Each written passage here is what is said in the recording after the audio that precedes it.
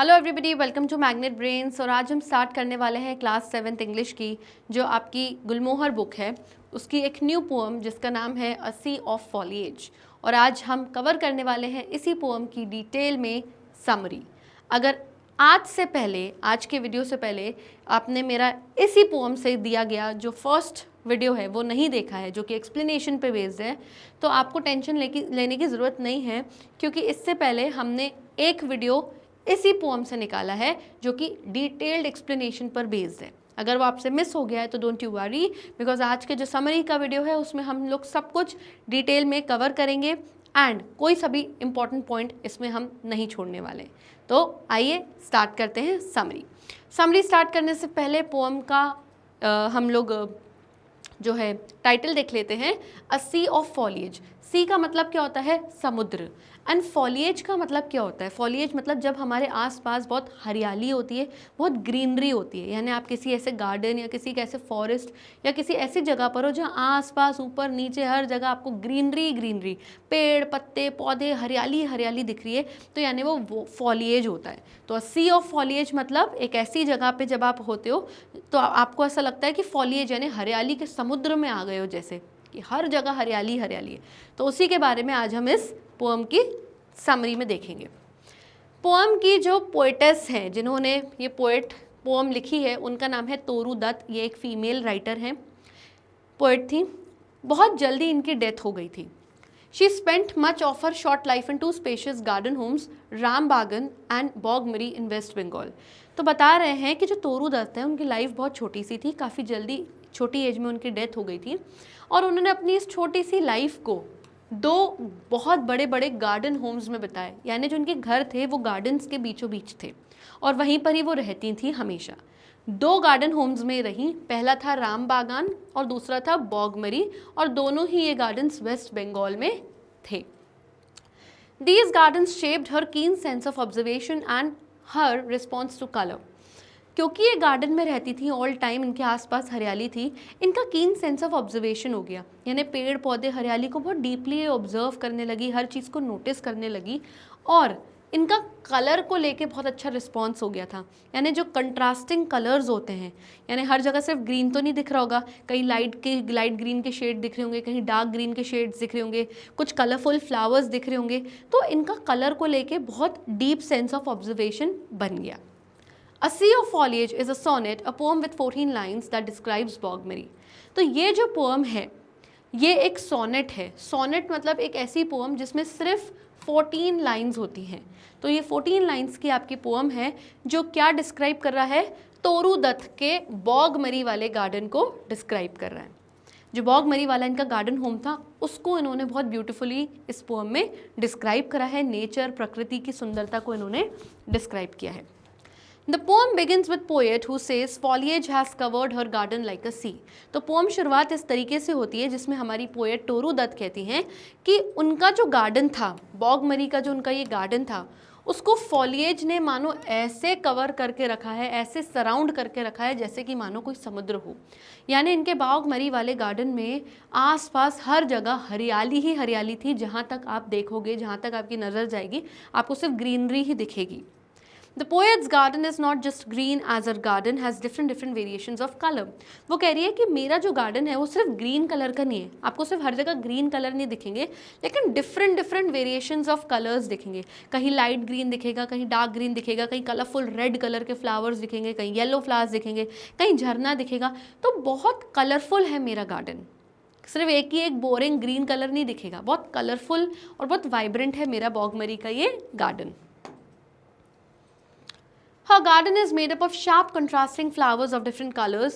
वो कह रही है मेरे गार्डन में बहुत कंट्रास्टिंग कलर्स हैं। कंट्रास्टिंग मतलब जो सेम कलर्स नहीं होते, आपस में एक दूसरे से डिफरेंट होते हैं, ऑपोजिट इन कलर्स होते हैं। तो अलग अलग कंट्रास्टिंग फ्लावर्स हैं मेरे गार्डन में, जैसे कि रेड कलर के कुछ फ्लावर्स हैं, कुछ ग्रीन पत्तियाँ आपको दिखेंगी, ग्रीन पेड़ दिखेंगे, कुछ बहुत लाइट ग्रीन कलर के दिखेंगे। Yes, and poet has different variety of coloured flowers in her garden.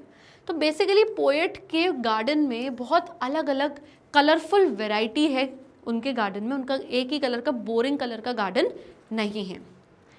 She has a lot of plants of tamarind in her garden whose leaves are light green in colour. वो बताती हैं कि मेरे garden में बहुत सारे tamarind है। Tamarind यानी इमली, इमली यानी कच्ची इमली।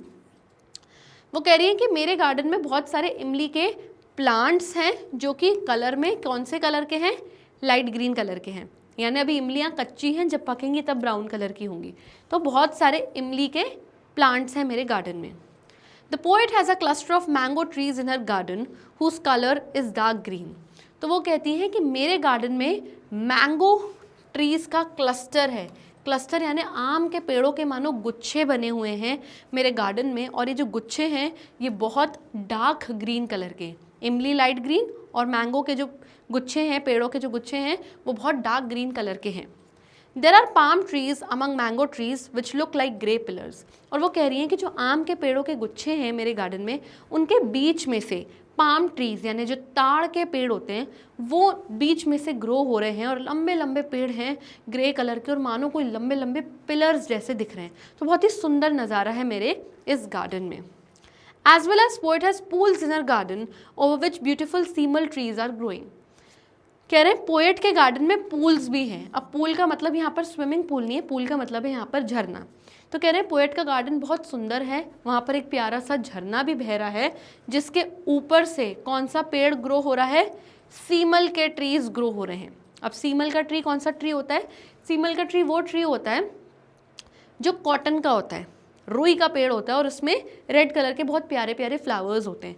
तो वो कह रहे हैं कि सीमल का पेड़ भी ग्रो हो रहा है झरने के नीचे। तो बहुत सुंदर नज़ारे एंड कलर्स मेरे गार्डन में देखने को मिलेंगे। The poet has a range of bamboo growing in eastward direction of her garden which is very lovely to poet. तो कह रहे हैं कि पोएट के गार्डन में रेंज ऑफ बैम्बू ट्रीज भी हैं, यानी बहुत सारे बांस के पेड़ भी हैं जो कि उनके गार्डन के ईस्टवर्ड डायरेक्शन में ग्रो हो रहे हैं। और ये चीज़ पोएट को सबसे ज़्यादा लवली यानी सबसे ज़्यादा प्यारी लगती है। कब? She loves her range of bamboos because when moonlight passes through bamboo gaps and touches white lotus, it shines like a silver cup. कह रही हैं कि मेरे गार्डन में जो सबसे लवली, जो सबसे प्यारा नज़ारा है वो ये है कि जो बैम्बू के पेड़ हैं, बांस के जो पेड़ हैं, रात के समय में जब मून लाइट आती है यानी जब चांद की रोशनी आती है और वो चांद की रोशनी इन बैम्बू के पेड़ों में से निकलती है, गैप्स में से, जो बीच में गैप्स हैं उनमें से निकलती है, तो बहुत सुंदर नज़ारा लगता है। और ये जो मून लाइट, ये जो चांद की रोशनी, वो डायरेक्ट किस पे पहुंच रही है? जो उनके गार्डन में वाइट कलर के लोटस हैं, कमल के जो फूल हैं, उनके ऊपर पड़ रही है। तो कमल के फूल उस वक्त चांद की रोशनी में ऐसा लगता है कि सिल्वर कप जैसे दिख रहे हैं, यानी चांदी के कटोरे जैसे दिख रहे हैं। तो ये जो नज़ारा है ये सबसे ब्यूटीफुल, सबसे लवली, सबसे सुंदर नज़ारा है उनके गार्डन का। After seeing this magnificent sight, anyone can feel like intoxicated as if he or she has drunk alcohol. तो वो कहती हैं कि कोई भी अगर इस मैग्निफिसेंट साइट को देखता है, यानी इस सुंदर साइट, सुंदर नज़ारे को देखता है कि कैसे बैम्बू के पेड़ों के बीच में से मूनलाइट निकल रही है और वाइट कलर के लोटस पे ये मूनलाइट पड़ रही है, और वो लोटस कैसा दिख रहा है? सिल्वर कप यानी चांदी के कटोरे जैसा दिख रहा है। तो कोई भी इस मैग्निफिसेंट यानी इस ब्यूटीफुल नज़ारे को देखेगा तो वो इंसान इंटॉक्सिकेटेड फील करने लगेगा, यानी मानो जैसे नशे में आ जाएगा, एज इफ़ उसने अल्कोहल पी रखी हो। जब आप अल्कोहल पीते हैं तो नशे में आ जाते हैं। तो इतनी बिना अल्कोहल पिए कोई अगर उनके बॉगमरी के गार्डन के इस नज़ारे को देखेगा तो वो मानो नशे में आ जाएगा, इतनी सुंदरता देखकर कि बाप रे, इतनी सुंदरता भी एग्जिस्ट करती है क्या। साथ ही साथ वो अपने बॉगमरी के गार्डन को प्रिमेवल ईडन के गार्डन से कंपेयर करती हैं। प्रिमेवल ईडन का गार्डन वो गार्डन है जिसमें बाइबल के अकॉर्डिंग माना जाता है कि यहाँ पर पहले human beings Adam and ewe रहा करते थे। वो गार्डन बहुत सुंदर था। तो वो कहती हैं कि मेरा गार्डन इतना सुंदर, इतना ब्यूटीफुल है कि वो प्रिमेवल ईडन के गार्डन जैसा सुंदर है, और कोई भी इसकी सुंदरता को देख के अमेजमेंट यानी वंडर और आश्चर्य से भर जाएगा। तो इस तरीके से हमारी पोएटिस तोरू दत्त ने अपने बॉगमरी के गार्डन को ब्यूटीफुली डिस्क्राइब किया है इस 14 लाइन्स के सोनेट यानी पोएम में, और नेचर और प्रकृति की डिटेल्स बताइए कि हमारा नेचर कितना सुंदर है और हमें जितना हो सके नेचर से कनेक्टेड और हमेशा उसके पास रहना चाहिए।